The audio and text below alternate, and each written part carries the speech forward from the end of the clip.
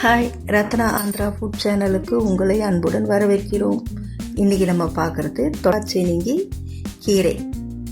அந்த செடியோட மறுத்த செடியை எப்படி உள்ளுக்கு எடுத்துக்கிறதுன்னு பார்க்க போகிறோம். இது எதுக்காக இன்றைக்கி செய்கிறோன்னா, யூரின் இன்ஃபெக்ஷனை சரி செய்கிறதுக்காக ஒரு வைத்தியம். இந்த தொட்டாச்சேனிங்கி செடியை நம்ம பார்க்கும் போதெல்லாம் நமக்கு ஒரு மனசுக்கு சந்தோஷம் கொடுக்கும். ஏன்னு பார்த்தீங்கன்னா, அதை தொடும்போது அந்த இலையெல்லாம் நம்ம ரெண்டு கையை கூப்பி வணக்கம் சொல்கிறோம் இல்லையா, அந்த மாதிரி தொட்டதும் மூடிக்குது இல்லையா, அந்த மாதிரி பார்க்குறதுக்கே ரொம்ப சந்தோஷமாக இருக்கும். எங்கே பார்த்தாலும் ஒரு நிமிஷம் நில்லுங்கன்ட்டு அதை தொட்டு பார்ப்போம் இல்லையா, அந்த அளவுக்கு மனசில் சந்தோஷத்தை கொடுக்குற செடி. இதோட மருத்துவ விசேஷமே அதுதான். இந்த செடி மஞ்சள் கலர் பூவை நாங்கள் சின்ன பிள்ளையில் ஒரு 11 வயசு இருக்குமோ அந்த நேரங்களில் இருப்போம். அங்கெல்லாம் நாங்கள் பிள்ளைங்களோட எல்லாம் சேர்ந்து விளையாடும் போது ஒரு சில பிள்ளைங்க கோச்சிக்குவாங்க, எங்கள் ஃப்ரெண்ட்ஸுங்க. அப்போது அந்த சித்தி வீட்டில் இருக்க ஒரு பாட்டி சொல்லுவாங்க, அந்த பையனைய போய் அந்த தொட்டாச்சேனிங்க செடியை தொட்டு விளையாட சொல்லு, அப்போ தான் தொட்டதுக்கெல்லாம் கோச்சிக்க மாட்டான் அப்படின்னு சொல்லுவாங்க. அப்போ எங்களுக்கு தெரியாது அந்த மாதிரி சக்தி இருக்குன்னு. இப்போ தான் தெரியும். கொஞ்சம் பேர் யூரின் இன்ஃபெக்ஷனுக்கு, தூக்கத்துக்கு, மன நிம்மதிக்கு நிறைய விஷயம். அப்புறம் ஏதோ மந்திரம் பண்ணுறாங்க இல்லையா, அந்த மாதிரி விஷயத்துக்கு, இந்த திஷ்டிக்கு இது மாதிரிலாம் இதை பயன்படுத்துகிறாங்கன்னு சொல்கிறாங்க. வீடுங்களில் அதே மாதிரி இந்த தொட்டாச்சேனிங்கி செடியை வளர்க்குறது ஒரு நல்ல விசேஷமாக இருக்கும். ஏன்னா நம்ம அப்பப்போ மனசில் கவலைப்படும் போதெல்லாம் அந்த செடியை தொட்டு மனசுக்கு சந்தோஷத்தை தேடிக்க முடியும். அந்த அளவுக்கு இந்த கீரையில் தொடும்போது மன சந்தோஷம், நிம்மதி எல்லாமே கிடைக்கும்.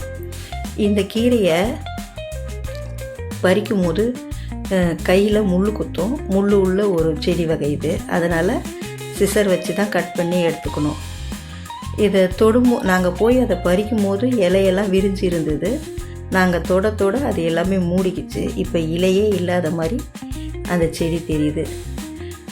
இப்போ அதை பறிச்சிட்டு ஒன்று ஒன்றா சுத்தமாக கட் பண்ணி எடுக்கணும். முள் கையில் குத்தாமல் பார்த்துக்குங்க. அதுலேயும் சில விஷயங்கள் இருக்கும். நல்லது எவ்வளோ இருக்கோ அதுலேயும் கெட்டதும் இருக்கும்.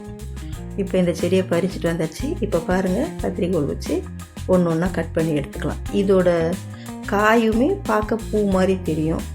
இது சின்ன சின்னதாக இருக்கு இல்லையா, அந்த மஞ்சள் செடியில் பார்த்திங்கன்னா பெரிய பெரிய காய் இருக்கும், விதை இருக்கும்.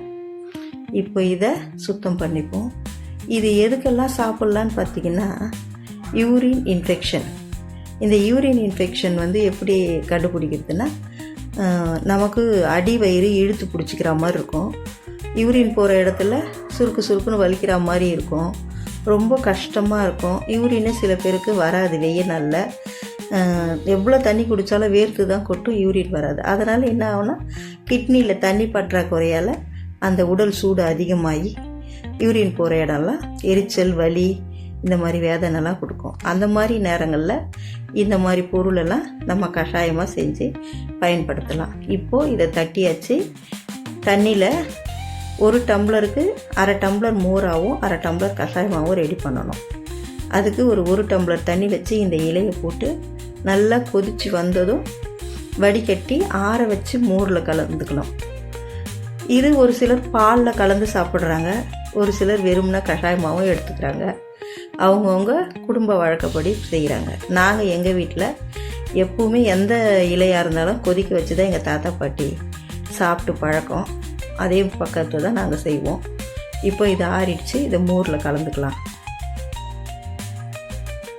மோரில் கலந்து குடிக்கணும். இதுவும் காலையில் தான் செய்யணும். வெறும் வயிற்றில் காலையில் குடிக்கணும். இந்த மாதிரி தொடர்ந்து ஒரு 10 நாள் குடிங்க. அதுக்கப்புறம் நிறுத்திடுங்க. எதையுமே அளவுக்கு அதிகமாக சாப்பிடக்கூடாது. அளவு மிஞ்சினால் அமிர்தமும் நஞ்சின்னு சொல்லுவாங்க இல்லையா, அந்த மாதிரி பிரேக் விட்டு எடுங்க. அந்த 10 நாளில் உங்களுக்கு எப்படி இருக்குதுன்னு பாருங்கள். மறுபடியும் உங்களுக்கு தேவைப்படுதுன்னா ஒரு 4-5 நாள் விட்டுட்டு மறுபடியும் எடுங்க. போதுமானதாக இருக்கும். அதுக்குள்ளேயே அந்த யூரின் இன்ஃபெக்ஷன் சரியாயிடும். இந்த கீரையை சாப்பிடுங்க. யூரின் இன்ஃபெக்ஷன் இல்லாமல் சந்தோஷமாக இருங்க. சாப்பிடுங்க, சந்தோஷமாக இருங்க.